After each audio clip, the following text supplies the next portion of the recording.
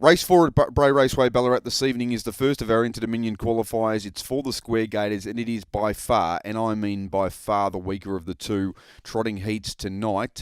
Christmas has arrived early for these trotters.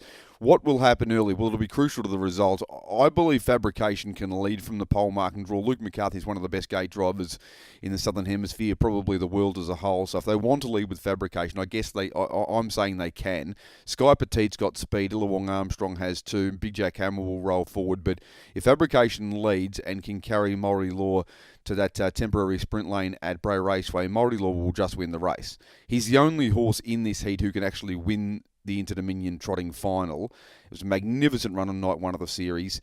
If Fabrication gets crossed, we've got a very different race in our hands, obviously. I do think that Fabrication will be getting big points either way because he's either going to be leading or trailing in transit. He's a multiple Group 1 winner.